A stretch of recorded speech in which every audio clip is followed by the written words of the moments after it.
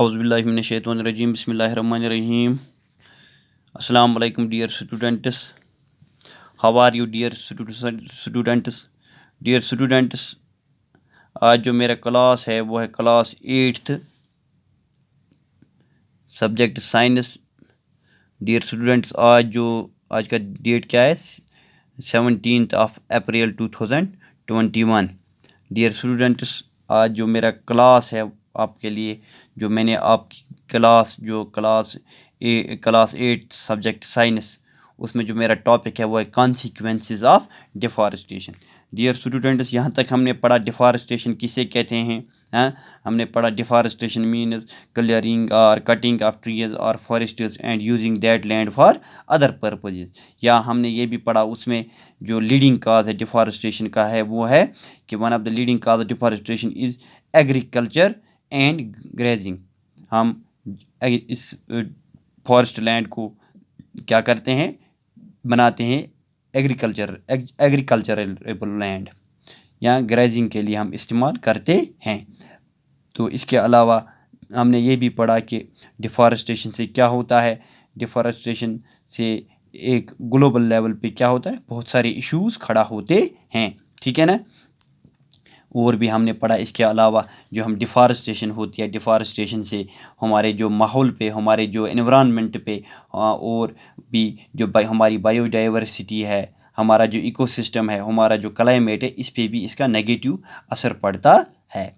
और इसके अलावा हमने ये भी पढ़ा जो डिफॉरेस्टेशन होती है, डिफॉरेस्टेशन से क्या होता है, it disturbs the rainfall, it disturbs the climatic features.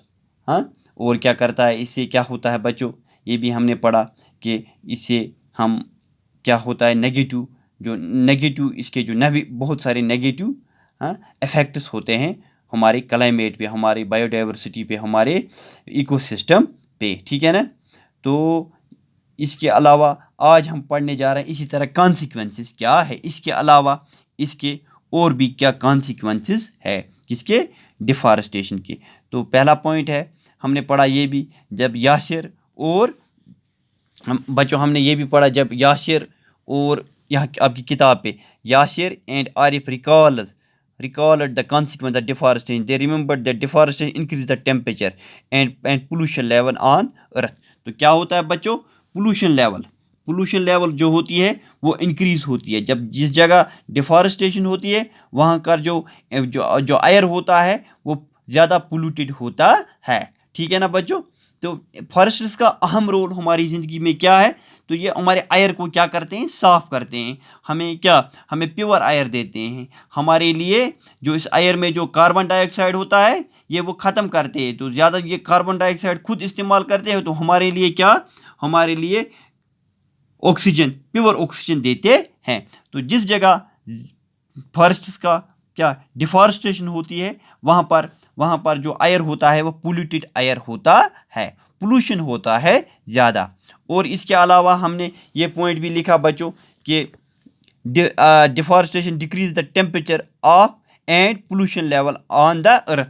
हमारे अर्थ पे क्या करता है, डिफॉरेस्टेशन इंक्रीज करता है टेम्परेचर, गर्मी ज़्यादा होती है, टेम्परेचर होता है, and pollution level on earth. तो और अर्थ पे क्या होता है, पोल्यूशन लेवल को इंक्रीज करता है, ठीक है ना। तो ये डिफॉरेस्टेशन का एक कॉन्सिक्वेंस है। दूसरा, it increase the level of carbon dioxide in the atmosphere. हमारे एटमॉस्फेयर में जो कार्बन डाइऑक्साइड होता है, तो आपको पता है बच्चों जो कार्बन डाइऑक्साइड होता है तो ये हम क्या करते हैं, हम कार्बन डाइऑक्साइड को छोड़ते हैं, ठीक है ना। तो वहाँ से हम we inhale oxygen and we exhale carbon dioxide. तो जब प्लांट्स होते हैं, प्लांट्स हमें देते हैं कार्बन ऑक्सीजन प्लांट्स हमें क्या देते हैं, ऑक्सीजन देते हैं, प्योर ऑक्सीजन देते हैं। तो हम क्या वापस छोड़ते हैं, कार्बन डाइऑक्साइड। तो जब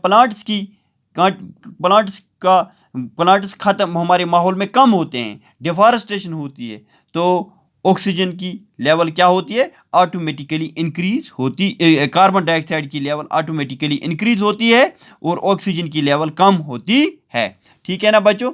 इसके अलावा ground water level also gets lowered. जो हमारे अर्थ पे जो वाटर टेबल है उसमें जो ग्राउंड लेवल वाटर होता है उस पे उसकी लेवल भी कम होती है जब प्लांट्स क्या होते हैं, डिफॉरेस्टेशन ऑफ प्लांट्स होती है। और एक point, due to continuous deforestation the rainfall and the fertility level of the soil will also decrease.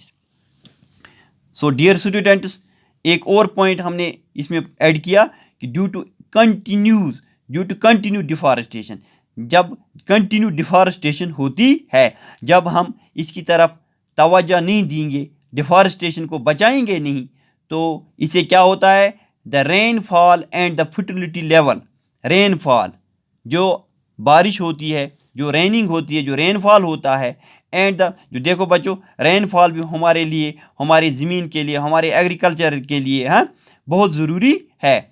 तो इसी से ये जो वाटर लेवल होता है, जो वाटर टेबल होता है, वो भी क्या रहता है, कांस्टेंट रहता है। जब डिफॉरेस्टेशन होती है बच्चों, तो क्या होता है कि जो ये रेनफॉल होता है ये भी डिस्टर्ब होती है।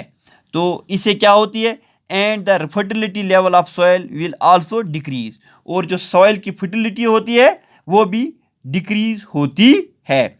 तो ये these are some of the consequences of deforestation. तो जो आज मैंने आपको इसके बारे में थोड़ा पॉइंट 2-4 पढ़ाया, तो मुझे उम्मीद है इंशाल्लाह तो आपको अच्छी तरह समझ आया होगा। तो इसी तरह आप भी थोड़ा इसकी तरफ, किताब आपके पास है, आप भी खुद किताब की तरफ देखो और पढ़ो, इंशाल्लाह we will get better result इंशाल्लाह। Thank you very much.